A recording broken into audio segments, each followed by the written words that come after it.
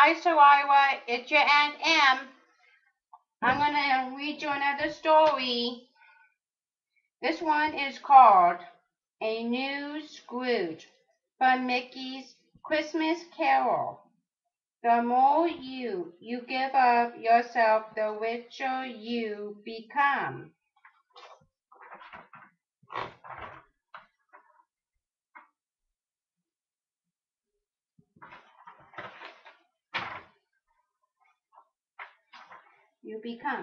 It was Christmas Eve. Bob Cratchit twisted his hands nervously as he faced his employer, Ebenezer Scrooge. As he faced his employer. Ebenezer Scrooge was never an easy man to deal with. A half day off? Shouted Scrooge in disgust. For Christmas. Bob Cratchit looked down. This year seemed worse than ever. Go on, Scrooge, finally said, but be here earlier than ever the day after. That was how Ebenezer Scrooge treated everyone. He was the richest man in town, but had the coldest heart. Christmas meant nothing to him. Bah, humbug! Scrooge barked at anyone who wished him a Merry Christmas. That night Scrooge heard a strange noise. Who's there? He called. Suddenly the ghost of his old business partner appeared.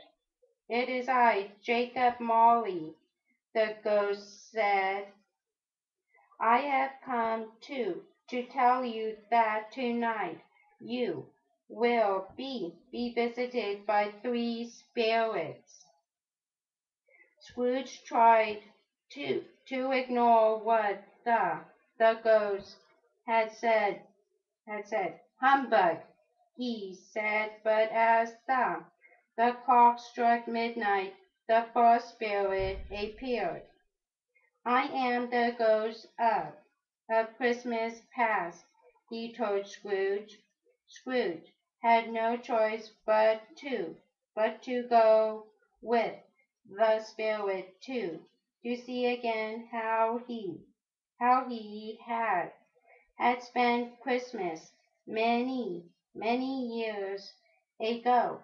Soon Scrooge saw old friends dancing and singing once more. He even gazed upon the face of Isabel, his old sweetheart.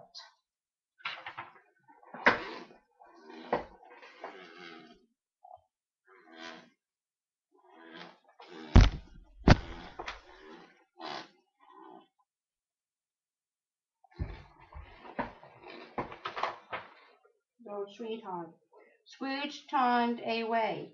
He knew that he had had not been kind to Isabel or any of the other people the spirit showed him.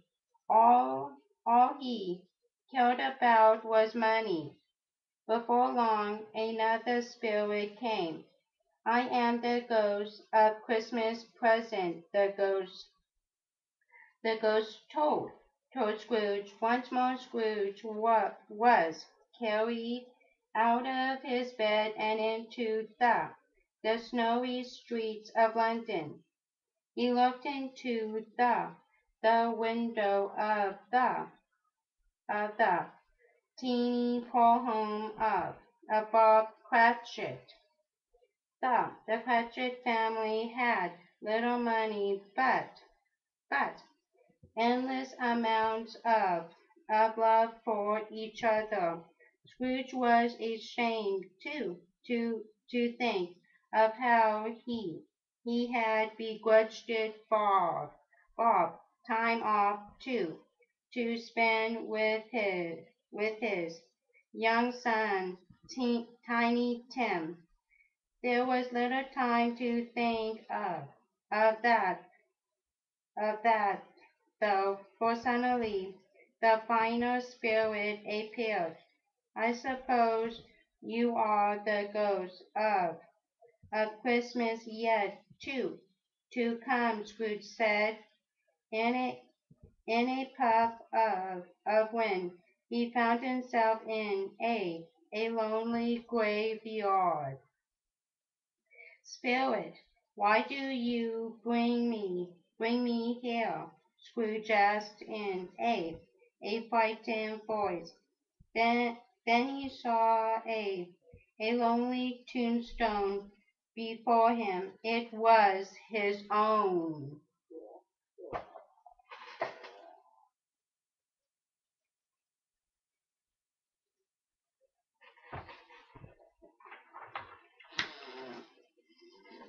Scrooge shouted, I will change. I will be a better duck.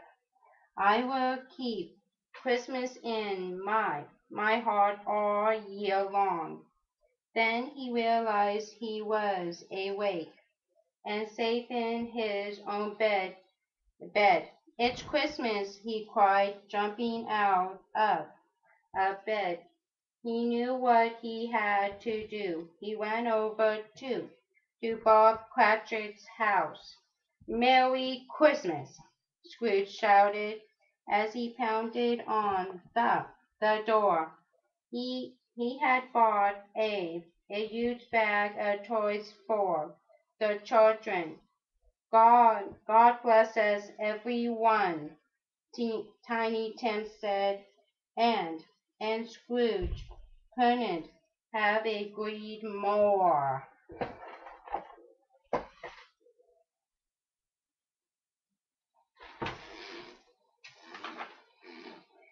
That's the end of that story, so I'll read you another one very soon.